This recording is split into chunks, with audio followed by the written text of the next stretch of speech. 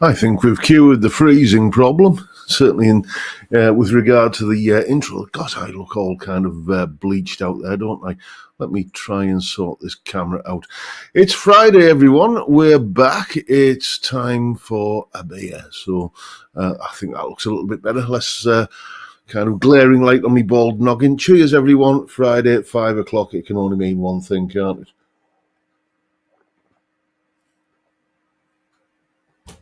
Oh, dear me, that's good. Carlsberg Export again this evening. My local Morrison's doesn't seem to have the... let me just put this on here. My local Morrison's doesn't seem to have the proper sized cans of Heineken anymore. They've only got those piddling little 330ml, the same size as a can of Coke cans. So it's had to be Carlsberg this week. No hardship, really, because I quite like it. Anyway, how's everyone doing? I know I get a varied audience for this on a Friday. I hope there are some people watching somewhere in the world that's a little bit warmer than what we've got today. It's we haven't had any snow. I think we had like a dusting of snow that lasted about half an hour before it turned into rain. But it's just that kind of damp cold that gets right to your bones that we've had today. And fortunately, no wind though. So that's always a bonus in Redcar. Anyway, I'm waffling. So let's see who's in. Amadeus was first in. I think that's a first for you, isn't it, mate? Then Peter Collins, Peter Nicholson, Rent to Kill, Dave Fiendish, David James, Ben Allmark, Theme Tunes, Paul Trainer is in, so is Johnny Random, and we've got Ian Clark. Who said he will make the live stream today. Happy Friday. Oh, nice to have you on board, mate. There's Dr. Gomez 1. Stephen Whistle, Terry Day, John Ross, Grandpa Joe. Good afternoon, John and Fatacasters. Morning here in a very cold in New York. I'm heading to the coffee pot. Best regards to all my friends that I have never met. This is the place to be on a Friday. Well, I certainly think so, Joe, and I'm glad you think so too. Then we've got Stephen Hedger. Let's put you up on screen, mate. You got a guitar for sale. In case anyone's interested, I'm selling my gold top Tokai Les Paul. It comes with a hard case, upgrades, and a very reasonable price tag. Well, if anyone's interested, Stephen, pass your email on to me if I don't already have it. And if anyone's interested, you email me at jrguitartuition@gmail.com and I'll maybe facilitate a deal going on. I can put you in touch with anyone that might be interested, mate. There's Malcolm Thompson, Autogeddon 1, Joe McMurray, Michael Purcell is in, Ian Mason is there, and so is Frank Bolam, Strumming Ronin, and Anton. We've got Cylon Hybrid and 60s Man, Dave Lewis, and Boulder 64. Yes, Boulder, you're saying it's Baltic there, but beautiful looking at the snow-capped Isle of Arran. Yeah, you just sent me that picture, mate, via email. It's absolutely stunning to look at, but you can, just looking at that picture makes you feel cold. It did me anyway, but absolutely gorgeous scenery. Then we've got Paul Trainer BSC. Thank you so much, mate. That is very, very generous of you. Regular as clockwork. Thank you so much. Your generosity is just, it's really touching. Then we've got Mickey Walnuts and Malcolm Spillett and Mr. Chris 5254. Anyone else? There's Barry McGee and David Evans and Maria Muggs Davies. And who else have we got? We got Peter S. and Steve Sproson and Austin Barrett and John Mack and Martin Shawes and the Whizcat, no less. There's John Channing and Paul Taylor and Jack Collins and Doc Alders and Peter Hall and Chicky Sheena and Robin Fawcett as well. We got Cal Texper in as too, and who else is there? There's Ravensmead and Steve Cassidy is in. Robert Forsyth up in Kilmacum. I hope I pronounced that right. my eyesight. I'm going to have to get a new pair of glasses. Half the time when I put stuff up on the screen, it's just purely for the just to make that font just that fraction bigger so I can read it. There's Steve Cassidy and Michael Koenigs and who else? Let's have a look. Russell Gibson, Luke's Guitar Channel, Gordo Canuck, Pablo Hank, saying, I don't know if you've seen this already, but the old grey guitarist who you did a video, it was on Steve Cassidy's channel, wasn't it? He's performing at the GB Guitar Show. That's interesting. Yes, he's a heck of a player, is Mr. Wines, the old grey guitarist. And if you haven't checked out his videos, then go and check him out, because he's got a lot of kind of short, snappy, kind of tuition content up there, which is, just interesting. As a guitar teacher, I do like to see other guitar teachers' approach to doing videos, just in case there's anything useful there that I can steal, basically. Speaking of which, did you see Steve Cassidy's stream last night? I watched it on Catch Up today. Very, very well explained little kind of music theory primer. And yes, I enjoyed it, mate. You should do more of that sort of stuff. You should. And don't forget, Steve's got a video going out straight after this live stream on his channel, so go and check that out later. I shall be watching it at some point during the evening after I've had a curry. We've got Searching for Tone is in, and Dave Swanson and Calby and the Rocco Cat, a regular in this parish. Dan Bernstein is there, so is Gary Arnold, Graham Campbell, Dudley Squat, Jimmy James, Jared Ellis, R. White, and anyone else I haven't mentioned? Mike Watson, J. Ow Young, Hits Out, and I believe that might be Maiden Man 74 is there, so is Chris Otterwell, a late surge, Martin Bix, Paul Wheel and Stevie Mack, Bob Smith, Pooh Ninja, Mississippi Blues, Darren Myers guitar. I'll be seeing you tomorrow, Darren. Nice to see you in the live stream, mate. I promise I will have got over me hangover by the time we have our lesson, hopefully. Then we've got Bob Smith. Hi, John. Nice to be in. Don't normally get a chance to join as wife usually has me in Aldi.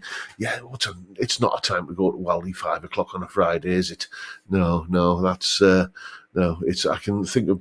I mean, nothing against Aldi, but it's just the 5 o'clock on a Friday. But I don't want to be there then. We've got Francis Chambers wishing us all a happy New Year. As is lovely Graham Campbell. What are you saying there, mate? Lovely and clear here all day. The River Forth, but Brass Monkeys temperatures. Yeah, that's pretty much the same here. Anyone else? Triple X Paps is in, and David Evans. John, I'll miss the live stream on Fridays from next week. Has been great for my mental health over the last few years. You're welcome, mate. And you can always watch on Catch Up, can't you? It's not the same though, is it? It's because you don't feel like you're part of it then, but it's better than not seeing it at all. There's Johnny D. How did I miss you, mate? Martin Scholes, I do apologise. There's one of those two, isn't it? I hopped onto one of the Lambs live streams. It's mental but great fun at the same time. Loved it. Yeah, it was Steve Cassidy who put me onto the Lambs live streams. It is insanely brilliant.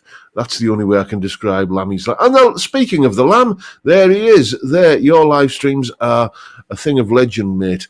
And usually I'm kind of ensconced in a lesson when they're on, so I can't usually kind of join in, but I will at some point. And I've only just figured out the rules of the duck race. There aren't any, are there? It's just, I didn't know if it was like some sort of competitive thing. It's just and watch it and you'll find out. Yeah, Maria Muggs Davies, I'll second that. Enjoyed your show last night. This is to Steve Cassidy. A little bit of theory goes a long way. Yep, it's, Steve's a proper teacher. He's got a degree, a certificate that you can hang on a wall. I just kind of bluffed my way through, basically. My only qualifications are in marine telecommunications and radar maintenance, which is hardly relevant to what we're doing here. So it's just literally stuff that I've picked up along the way and kind of pieced together myself. But Steve's the one that's got the book learning and the certificate that he can hang on his wall. But so he's the proper teacher. Anyway, excuse me, chaps. I'm just going to have a wee swirly.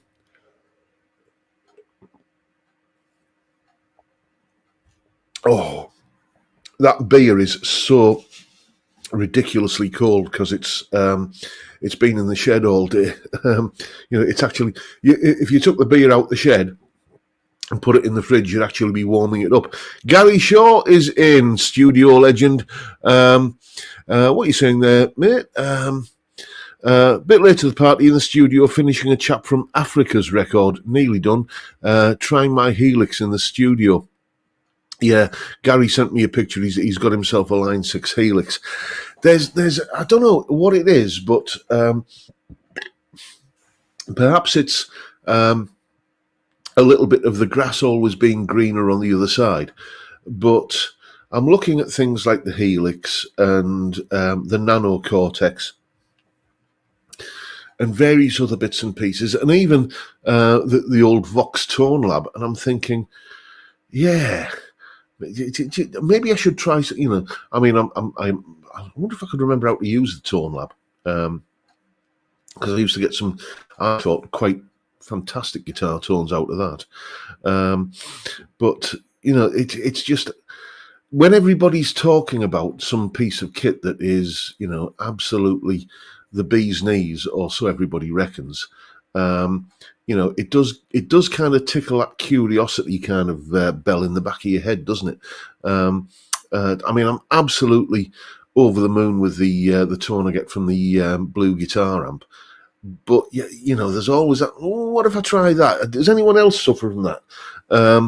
I just know that if I had a Helix or a Nano Cortex or any of these things where there's menu scrolling, or you've got to kind of hook it up to an app on your PC or your phone, it would drive me absolutely balmy.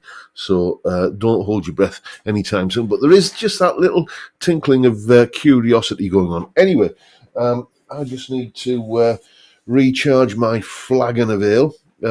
If you haven't seen the last couple of live streams, this was my Christmas present off the missus. It looks all kind of wooden and everything on the outside, but it's a stainless steel inner. And boy, does it keep your beer cold. The one sort of downside is that it's so massive.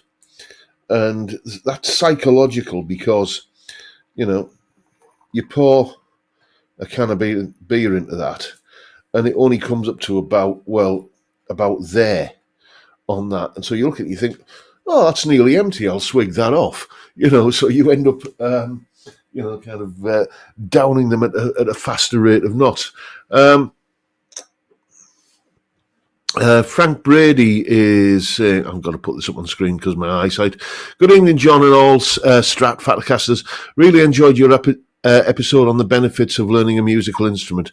Yeah, that was just a topic that had been kind of washing around the sort of back end of my mind for quite some time, and it took a little bit of a while to kind of organise it into separate categories that I could do a top 5 video about, but I've got it out of my system now.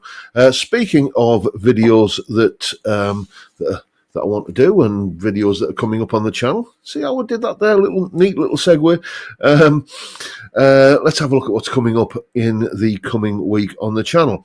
On Sunday, you will see the video, the guitar that I was playing yesterday in that kind of pedal board or lack of a pedal board video, the vintage V75 Telecaster copy, which is over there in the corner, and I can't be bothered reaching for it, but the one, that blue Telecaster that was very kindly sent to me by a viewer called Jim. What generosity is that? Anyway, on Sunday, I'm going to be deciding whether or not that guitar is going to be left in its current pristine factory condition, or whether I'm going to mod it. You'll have to find out on Sunday whether or not what decision I came to. Then Monday is another in the kind of alternating lead guitar series. What the Monday videos are about this, as of now, is I'm doing a solo analysis 1 week, and then a kind of a theory, technical, just generalized lead guitar lesson on the opposite week, and it's that week on Monday, and we're going to be talking about playing over chord changes, not in a kind of autumn leaves, Stella by Starlight, kind of jazz way, but just how you can play over chord changes in a kind of a rock set. Probably a good example of a solo that would illustrate this would be the solo from Hotel California, because that is kind of weaving in and out of the chord changes that are going on. So we're going to be looking at a little bit of that on Monday. Not looking at the solo from Hotel California, I might add, because I think Don Henley, frankly, has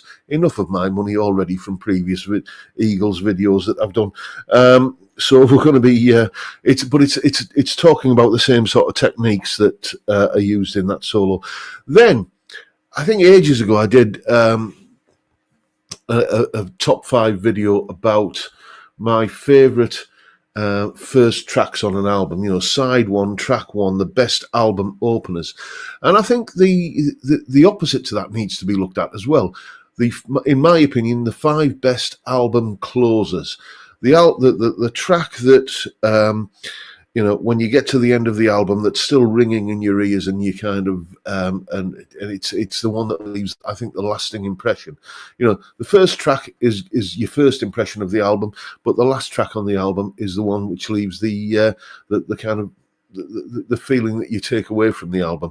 And I think it's probably the first and last tracks on an album are the most important ones. Just diverting off for a second. Speaking of albums, as you know, I'm recording a new album. Made a video about that, which will be going out in a couple of 3 weeks' time. And I've already kind of got a big part of the first track done. What I'm going to be doing is documenting that process in a series of videos on the usually on the Wednesday slot. But yes, anyway, Tuesday's video is, as I say, about my 5 favourite album closing tracks. Wednesday, another sort of chord sequency based video where we're talking about the harmonic minor scale and the chords that it gives you and how you can use them in a hopefully a creative and tuneful manner. Then on Thursday, you might recall that a little while ago I took delivery of one of these, the TC Electronic Jim's 45 pedal. I did a couple of videos with it, a first impressions video and then like a full sort of review of it. I've been playing with this quite a bit, and I think I've got a little bit better understanding of it and got a little bit more of my sound kind of dialed into it. So it's going to be basically a follow-up video on that on Thursday. And well, I don't want to tell you what's coming up a week on Sunday, but that kind of spills over into that video as well, in a kind of a way. So there you go. Anyway, that's what's coming up on the channel this week. Let's have a scroll back through the chat and see exactly what I've missed, and have a crafty vape at the same time.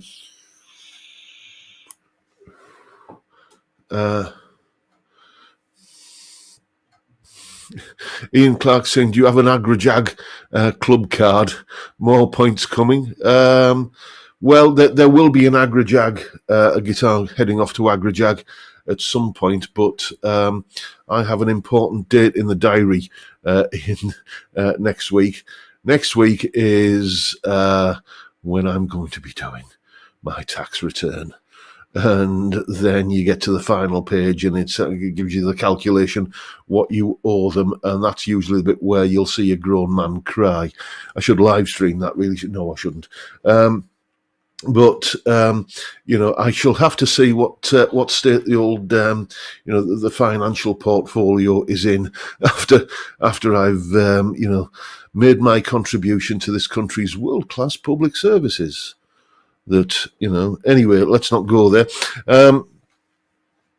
So it's all going to depend on what sort of state I'm in once I've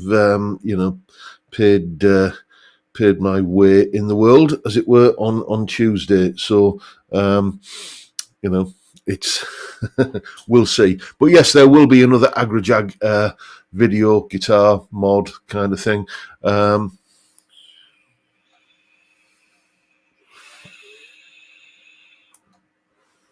Dave Lewis has he said, I bought a Supro Delta King 12 15 watt 1B12 valve combo in black earlier today to scratch an itch I've had for a while. Yeah, I think that probably feeds back into the what I was talking about, curious about, what's that going to sound like if I try that? It's just, I just have this new rule now. Anything where I've got to hook up an app or USB it into the computer and kind of mess around with software, I'm not interested. There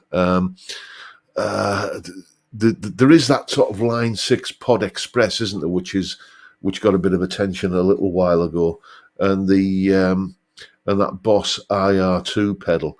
There's a little bit of lingering curiosity about those, but it's just, to be honest with you, for the way I'm set up in here, making pedal videos is a bit of a pain.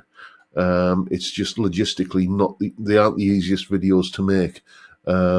And you get everything set up and rolling and running, and everything's in sync.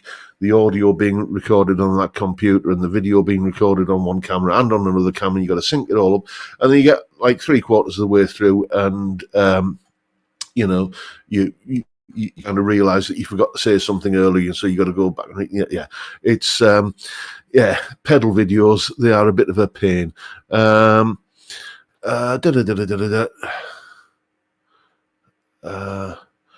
Relaxing meditation. What are you saying, mate? I bought the older version of Toned that you used. Toned. Is that? I guess you mean the Tone Lab, mate. Yeah. Nostalgia makes me kind of think about the Tone Lab. I'll keep kind of checking them out on eBay, and you can pick them up relatively cheaply. So that might be a video I might do, where I go back and try and recreate my old sounds and compare them to the sounds I'm getting out of the Blue Guitar Amp 1. We shall. Yeah, Alonzo White is saying we have enough pedalers. There is that as well, because I think a lot of channels think that pedal videos are, kind of an easy video to make, and maybe there's some secret source that you need to know about how to kind of film yourself and the pedal and get the audio from everything synced up. But I always struggle with that. So that said, I've got a pedal video coming up this week with the Jim's 45, haven't I? But normally I can knock out a couple of videos in a day. Typically, the shape of my days, I start work. I start teaching about 10 a.m., but I'm in here from about 7:30, 8 a.m., so I can get a video done in that time. And then I'll do 2 or 3 lessons kind of sort of between sort of mid-morning and mid-afternoon with gaps in between. I can kind of get another video kind of done in those gaps, and then it's the sort of evening rush, and then it's head down solid teaching. So usually I can get a couple of videos done in a day, but a pedal video will take an entire day to get done. And then, you got to kind of sync it all up and edit it and everything. It's, well, listen to me whinging. First world problems. Anyway, cheers, everyone.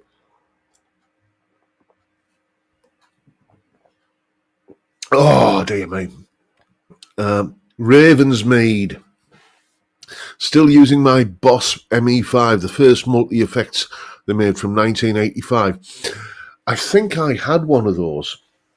I always get them confused, though, because there was the Boss BE5 and the Boss ME5, and one was like the programmable one where you could have presets of different combinations of effects, and the other one was just like a compressor, an overdrive, a chorus, a delay, and a reverb. I think just like a bunch of individual pedals all in one kind of rather flimsy plastic housing. That was the one that I had briefly. Basically, I loaned it. It wasn't even mine. I borrowed it off a mate, and and it was, I had some fun with it. But yeah, I mean, it's a bunch of Boss pedals in a box, and people still use Boss pedals, don't they? So I think that multi effects is still relevant, really.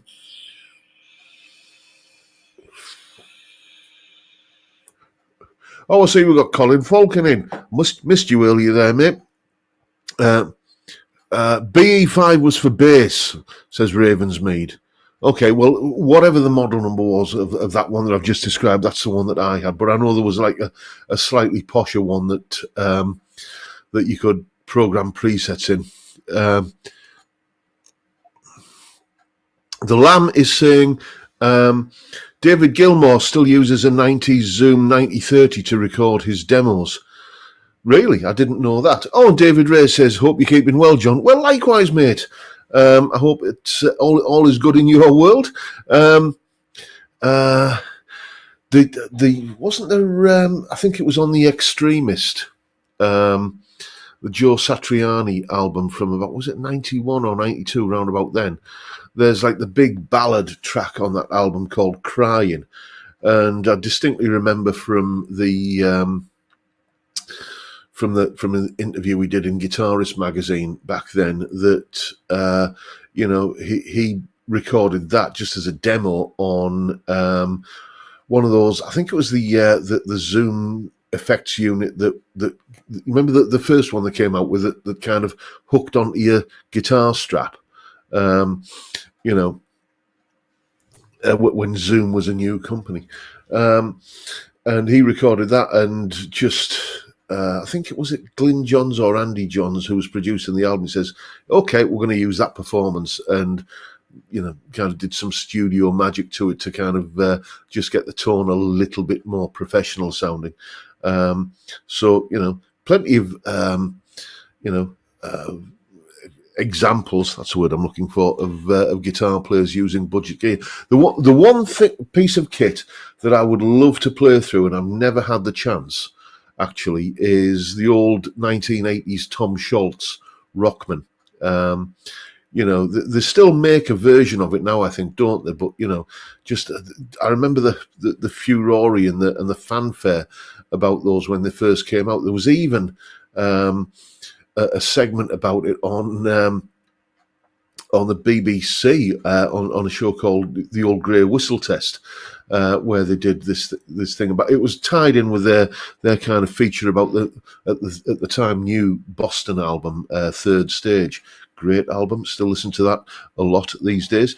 But yeah, and just it would be interesting to compare that to some 2025 kind of simulations. I suppose the nearest thing to that these days would be like that Line 6 Pod Express that I mentioned earlier. Again, that one's got the old kind of curiosity bell tinkling in the back of my head.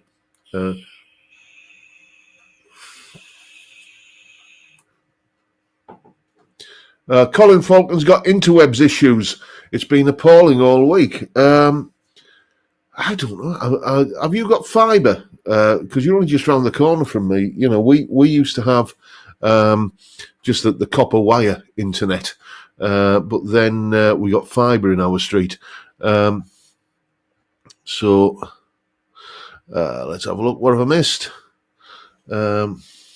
My knees hurt is saying, I think I'm making 75 or so ravioli this weekend. I used to love a tin of Heinz ravioli. Heinz ravioli on toast. This kind of ketchup-flavoured sauce with little pasta pockets full of meat that was as much of a description as you got, I think. It was just, it was probably lips and tits and arseholes all minced up and put inside a pasta thing and covered in ketchup. But dearie me, it was tasty. Calby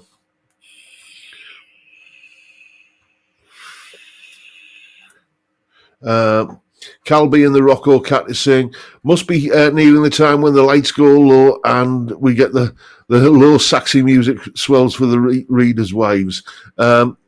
Yeah, and Maidenman 74 saying Def Leppard Hysteria recorded on a Rockman.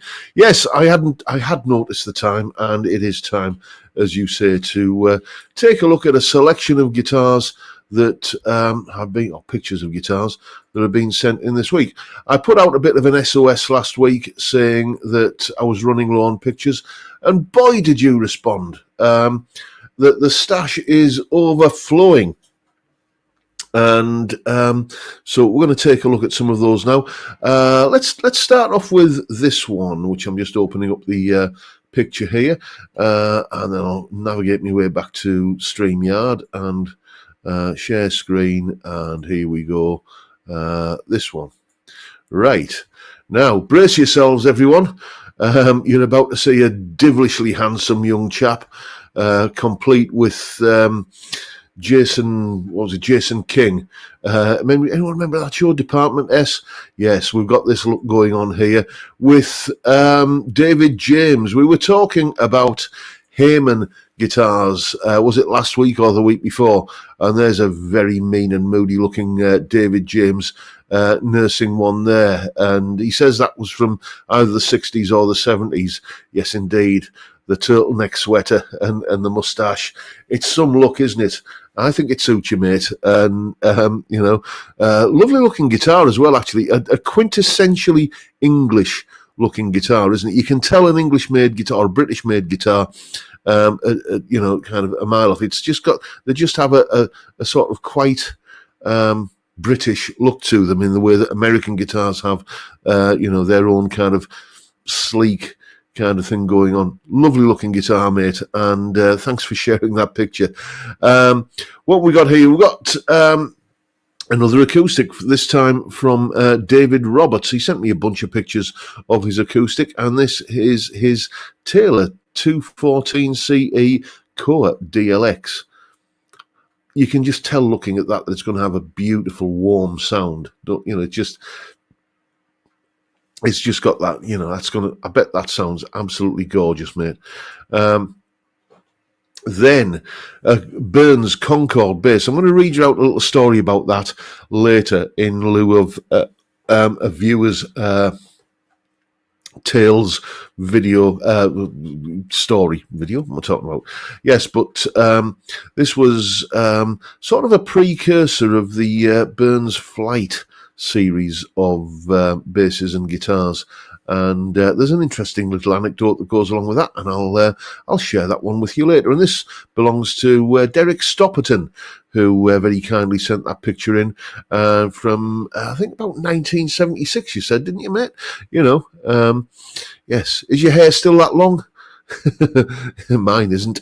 Anyway, what we got here, we've got a guitar owned by a chap called Ian, and this is his 1995 Squier Telecaster, a period which Squier weren't necessarily covering themselves in glory. They were still making guitars out of plywood, as this one is, but Ian says it's a beautiful guitar, plays really nicely, a bit on the chunky side weight-wise, but does everything you expect a Telecaster to do.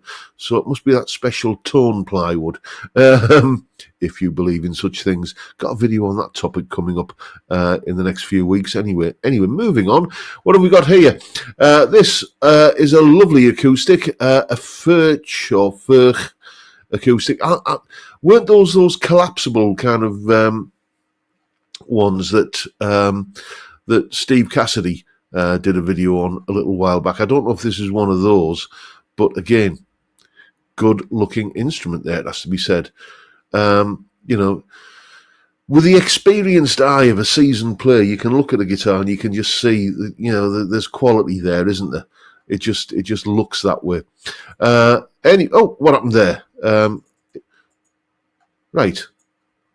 I don't know what happened there. It just kind of rattled off through a load of pictures. You've had a quick preview of the rest of the pictures in the gallery. This is Ian Cochrane's Tokai Strat style in candy apple red. Fender 61 single coils, tortoiseshell pickguard. You gotta love a tortoiseshell pickguard. Blender wiring mod, 21 frets, 9.5-inch radius, and aged hardware. Not that I'm a big fan of the aged kind of thing, but it doesn't kind of scream, relict unnecessarily on that guitar. I think that's a really handsome looking guitar. As I say, you got to love a tortoiseshell scratch plate, especially in candy. Well, with anything really, tortoiseshell for me just goes with like a nice white paint job, sunburst, and in this case, candy apple red. Beautiful looking guitar, mate. Nice one. And what have we got here? This belongs to Ian Mason, and this is his Court Duality. I remember the reviews of these when they came out not that long ago, and they're sort of going for that Kiesel kind of vibe with these, aren't they? And it's made in the Court factory because it's a Court. It's just going to be fantastic, isn't it? Because they're just great guitars. Ian has very kindly said that he'd be up for me having a lend of one or two of his guitars for review purposes. And again, this one's got the old kind of juices flowing, shall we say. Yeah, I might be in touch with you about that one, Ian. What else we got? Another Ian Mason. This is his Squire Classic Vibe Telly in 70s Antigua. I'm always been a little bit, kind of in two minds about that Antigua. Is it Antigua or Antigua?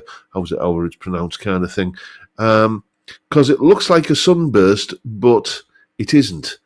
And it's I don't know. I can't make my mind up whether I like it or not. Do you ever get that feeling about a particular, either a finish on a guitar or a particular guitar itself? But I think that there is it just screams dependable workhorse, doesn't it? You can't go wrong with a Telecaster. And this is one from Mr. Chris. This is his Ibanez. As you know from the guitars we've seen from Mr. Chris in the past, he is of left-handed persuasion, and hence why this guitar is back to front. But he's got quite a lot of guitars, mate, there, especially acoustics that you've shared over the weeks and months we've been doing this. And yeah, this is from Searching for Tone. These aren't his guitar. These are the guitars he's going to be unboxing in the coming week, I think, or however long it is. And he's going to send me another picture of them when he's unboxed them, which it's a good way of getting some interest in your channel, mate, isn't it? What you got there? Leo James Swifter Player 2 Strat, Gretsch Streamliner, Leo James Monsoon, and a PRS SE Custom 24. So those are the reviews he's got coming up on his channel. If you're interested in any of those guitars, go and check his channel out. Searching for Tone, if you haven't done already, then chuck your link in the chat, and you can hopefully get some more eyes on your channel. Anyway, I was going to tell you this story about the Concorde bass, so let's get into that. This is from Derek, and he says, "Hi John, you said you were Friday short on photos, so here's the regrets photo I've pre-mentioned. Bought in 1972 for £86. This was the Concorde bass, and sold in 1975-ish with a Minstrel Practice amp for a whole pound more, £87. The history of that guitar is Jim Burns was known for going on the bottle, then getting back on the wagon. The Concorde bass never went into production, and when Jim was next dry, he finished his work, but by now the name Concorde was dropped and the production models were called Flyte, Flyte, if you're not familiar with that model. Slade promoted them on Top of the Pops in 1977-ish, and I checked them out at Denmark Street. A six-string was £242 and a bass was £247. Little did I know that I had sold one of the only two prototypes The one I had was silver finish. The other, from photos I've seen, appears to be bare wood. There was a spare neck, I know, because it was offered me for sale at the shop in Denmark Street. P.S. Please don't tell me where the number one, where the one I had is, or what it's worth.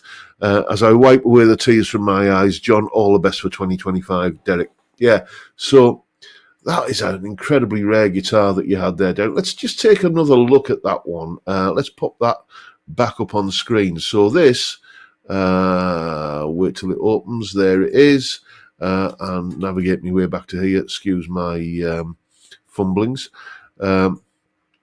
This is the subject of that anecdote there. So this is a prototype made by Jim Burns, finished in silver, and it's the epitome of the one that got away, you know, a prototype of what became, you know, a rather iconic series of guitars, the Burns flight guitars. Excuse me. So, nice story. Thanks for sharing, Derek. And as I say, that was in lieu of a viewer's tale this week, because I've run out of those. My stock is completely dry. If you have any anecdotes of a guitar, music, or rock and roll nature, it could be a brush with fame. It could be, you know, an incredibly rare guitar that you once owned and regret getting rid of, like Derek did there. It could be any of those things. Anything that's an entertaining story. Feel free to gild the lily a little bit and embellish for the sake of, you know, entertainment value. But as long as there's a kernel of truth in there, we'll be happy to be entertained by your tale of whatever it is you want to talk about. Same address as the pictures of guitars, jrguitartuition@gmail.com. Send them along and they'll get read out. Anyway, excuse me, I need a bit of a swig after that lot.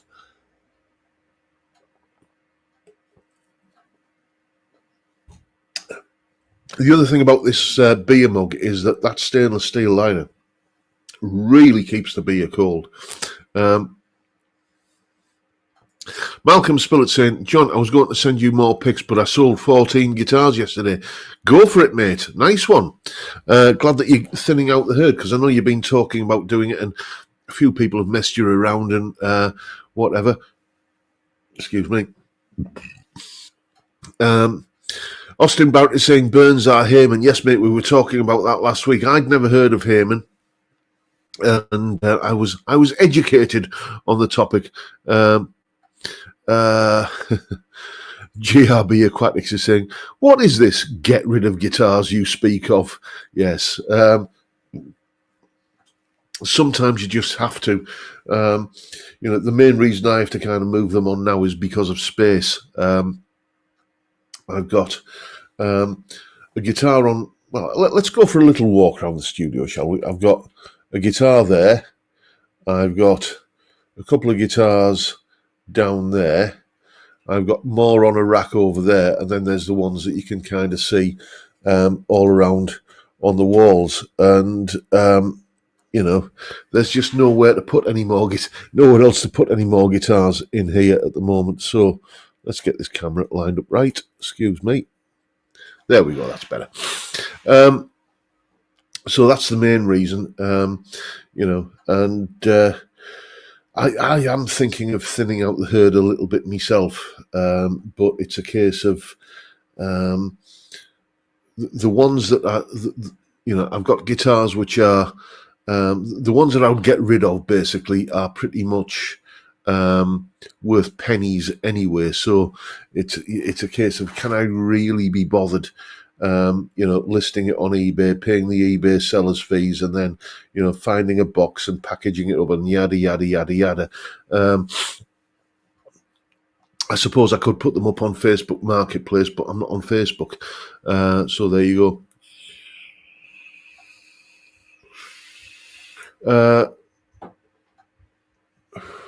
What are you saying there, maiden man? Shh, wife around. Remember altogether, please, a guitarist should never sell his tools. They're family. Indeed, mate. Let's have a look, see what we got. What I mean, because I've been blethering quite a bit, haven't I? And I do apologise if you put something up in the chat and I've missed it. It's not that I'm ignoring you; it's just that I get carried away, kind of nattering. Let's have a look.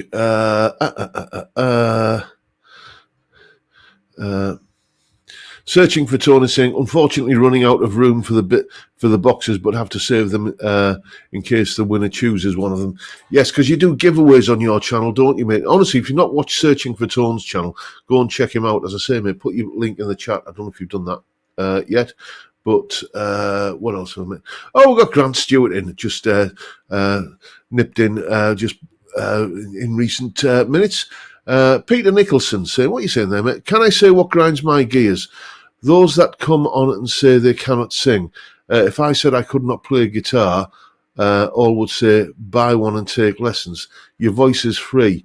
Do not say, yeah, I get what you're saying, mate, but as I've said on many occasions, every band I've ever been in, pretty much, rehearsal room, 1 week, and it's, can we get some backing vocals off you, John? It will be suggested. I'll say, yes, of course.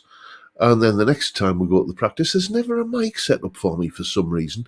I can hear the pitch in my head, but the sort of the kind of connection between hearing that in my head and making the right note come out of my mouth is somehow, it's that wire hasn't been hooked up in me. So, Mississippi Blues is saying eBay is free to sell for private sellers now. Okay. Because eBay, I'm always confused with eBay because there's listing fees and selling fees.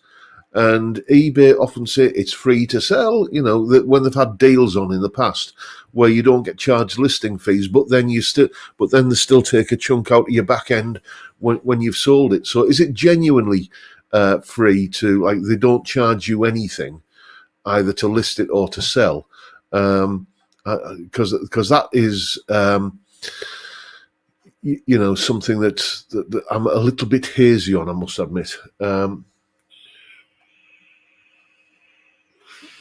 Michael Purcell is saying, time to demonstrate. No, you really don't want to hear my singing voice, mate. It's I like to go for the the sort of mute guitarist, the Jimmy Page, the Jeff Beck kind of approach. Just kind of give me a guitar and don't put a microphone in front of me. Chris Otwell is saying, yes, it's free at the moment. I might have to look into that then. My knees hurt. That is exactly the problem I have, mate. The tones that come out of my mouth is the same tone. My mind goes up and down the scale, but the tones only come out, but up and down the scale tones, but only one tone comes out. Yeah, that's exactly me, mate. And it's always the most dissonant, nasty kind of note that I can manage. Michael Purcell is saying, selling the Paisley?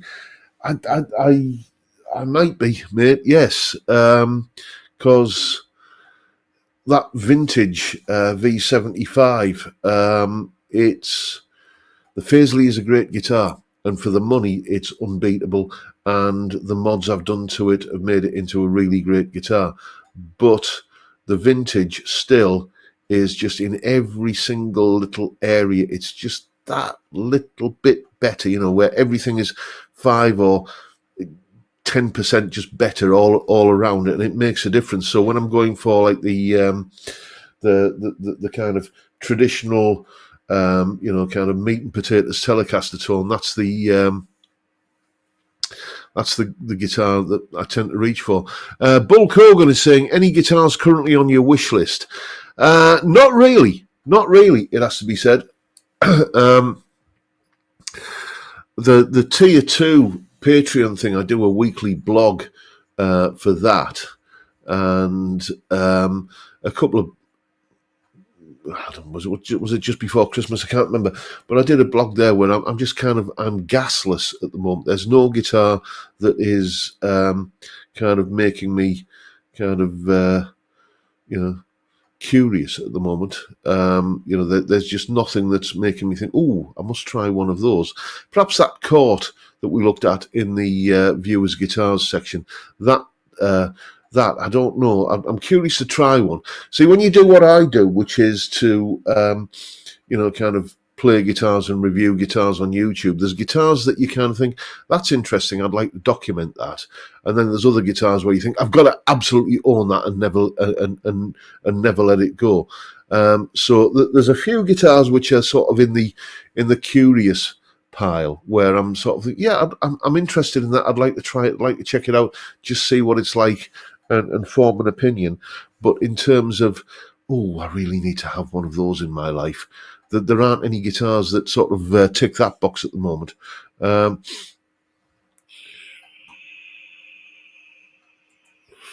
Steve Entwistle is saying, what was the pickup you put in the bridge of your Faisley Outlaw Coyote Plus? I changed both pickups, mate. They are Tone Rider Alnico Blues 2, which are Tone Rider's knockoff of the Seymour Duncan Alnico Pro 2s. Which I used to have in a Fender Light Ash Telecaster about 12 years ago. And they're great pickups. The only Telecaster pickups that I can say that I've ever really tried that I preferred were in that posh Telecaster that someone loaned me last year. I think it was the 60th anniversary Telecaster, which had the Fender Custom Shop Broadcaster pickups in it, and they were something special. There's a video up on my channel. I think it's is this the best sounding Telecaster I've ever played?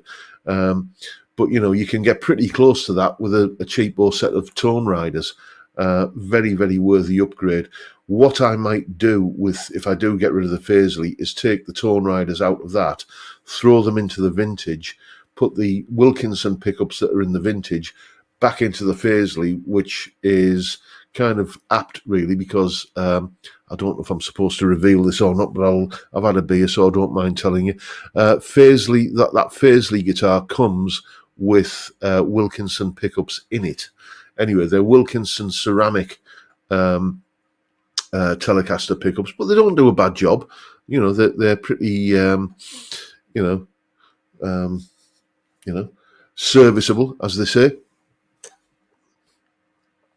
So I might do that if I can be bothered. But the pickups in the vintage are, they're a decent set of Wilkinson Alnico Telecaster pickups, and they do the job. So I might just leave well alone, because even though my background is in electronics, I will do absolutely anything I can to avoid plugging in the soldering iron these days. It's just a job I've grown to hate.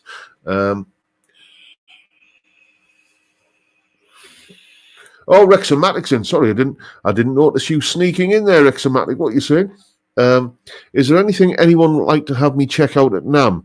I'm planning on doing some short videos. Of course, everything depends on the fire situation in LA, but I plan to be there in 3 days. Now there's a question.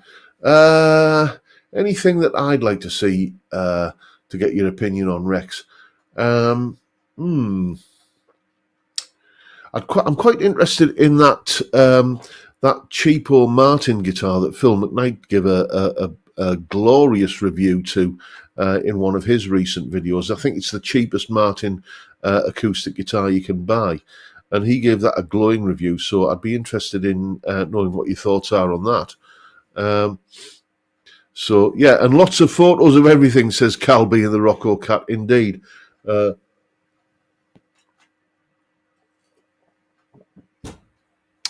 Just realised that I've said that this beer mug makes me swig down the beer quicker.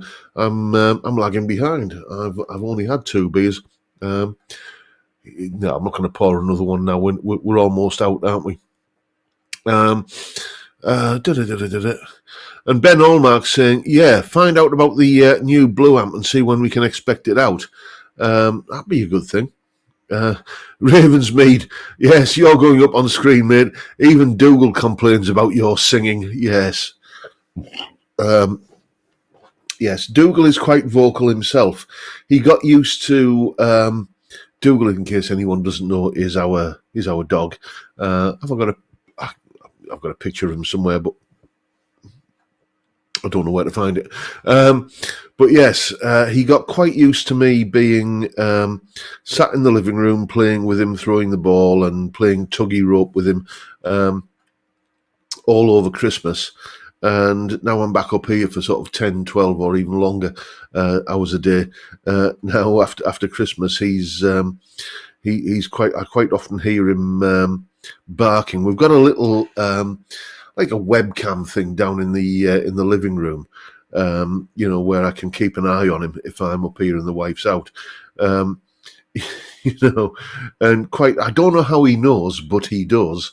He will just kind of climb up on the sofa and look at the wall where the camera is and bark into the camera. Like he knows I'm in there somehow or other. I don't know how he's figured it out, but they're cleverer than you give them credit for.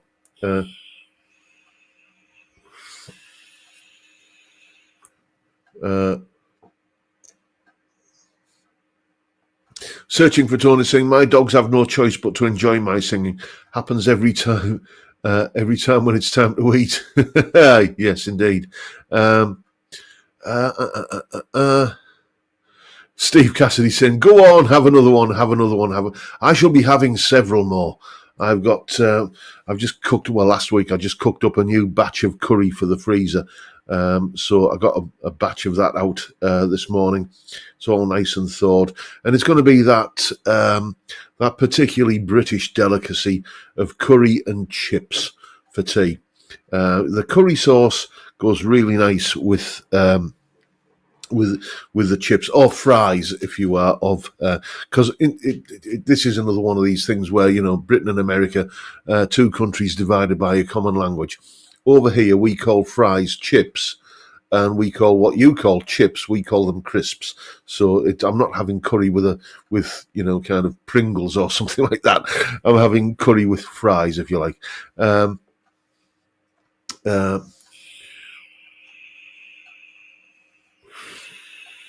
Let's have a look. Closing comments. Let's just have a wee look for anything we can have a bit of a natter about before I call time on it. Jay Young is saying, John Cordy put out a video on Nacho Telly. The sound still haunts me to this day. I think I saw that video, mate. Yes. He's some player, John Cordy, isn't he? Peter Nicholson is saying, are you taking Dougal to the beach this weekend? Probably not, because he's not very good on the beach. The problem with Dougal is when he sees other dogs, and I've tried explaining this to him. I really have. I've said, Dougal, I've Googled it and I've checked that other dogs are allowed, but he doesn't believe me. And he sees other dogs, and he's not aggressive, but he's just rather full on and wanting to play. And he jumps, and he kind of, he's a bit sort of enthusiastic, shall we say? So there's an old kind of abandoned, well, not abandoned, but it's disused, shall we say, golf course where I usually take him for his walks, which is, it's all kind of ups and downs and places where he can snuffle about and kind of dig holes and in what used to be the sand bunkers and stuff. And he has a whale of a time there. When it's nicer weather, there's a big nature reserve here, which is where there's all kind of hills and lumps and bumps that you can kind of go up and down, just kind of a nice long ramble around in the countryside, basically, where we often go. But yes, and there's something about the feeling when he gets sand between his toes, he gets a little bit freaked out by it as well. So we tend not to go to the beach. Anyway, chaps, there we go. That is another Friday. That is another live stream done. I'm going to go and spend some quality time playing with the dog and nattering to the wife. She's been out on the market trading all day. So I'm going to go and enjoy the rest of my Friday evening. I hope you all do the same. Don't forget, go and check out Steve Cassidy's video starting roughly now. And I'll see you all on the next one. It's been a blast, and I'll keep on doing it till you're sick of me. But for now, time, gentlemen, please.